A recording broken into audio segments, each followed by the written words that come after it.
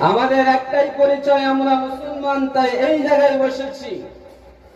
আর আমি কুরআনুল কারীমের সূরা আল ইমরানের 85 নম্বর আয়াত খুলবার শুরুতে তেলাওয়াত করেছি। আল্লাহ রাব্বুল আলামিন বলছেন, ওয়া মান ইয়াবতাগি গায়রাল ইসলামি দীনান ফালান ইকবালা মিনহু ওয়া হুয়া ফিল আখিরাতি মিনাল খাসিরিন। যারা ইসলামকে বাদ দিয়ে, ইসলামকে ছেড়ে, এই ইসলামিক সুন্নাত, এই ইসলামিক আদর্শ ছেড়ে বেধর্মীদের আদর্শ, বেধর্মীদের রীতিনীতি, বেধর্মীদের চলন পালন যারা অনুসরণ করবে এবং চলবে, ওই অনুযায়ী আমল করবে, আল্লাহ রাব্বুল আলামিন তাদের থেকে কানা পরিমাণ, সামান্য পরিমাণও গ্রহণ করবে না।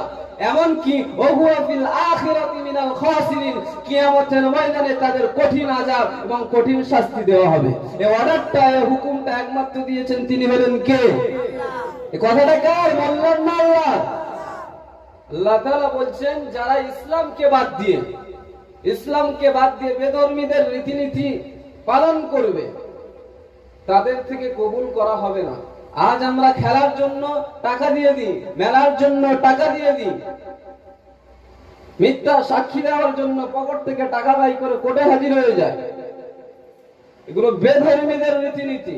আমরা মুসলমান অপর মুসলমানের বিপদে সাহায্য করি না, ক্ষতি করার জন্য চিন্তা ভাবনা করি। এগুলো কাদের আদর্শ? এগুলো রাসূলের আদর্শ হতে পারে না, ইসলামের আদর্শ হতে পারে না।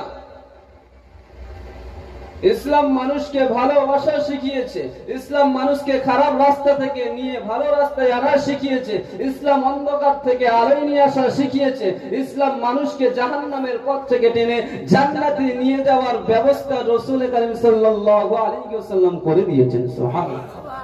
সেই রাসূলের মহব্বতে, রাসূলের প্রেমে আমরা এখানে হাজির হয়েছি। এখানে রাসূলের কথা, আল্লাহর কথা আলোচনা হবে ইনশাআল্লাহ। আপনারা খুশি তো? খুশি তো? যদি আমাদের বিপক্ষে চলে যায়, আমাদের বাইরে চলে যায়, আমরা নারাজ হব না পরিবর্তন হব? কারা কারা পরিবর্তন হবেন হাত তোলেন তো দেখি। পরিবর্তন হবেন কারা কারা? নারাজ হবেন না তো ভাই?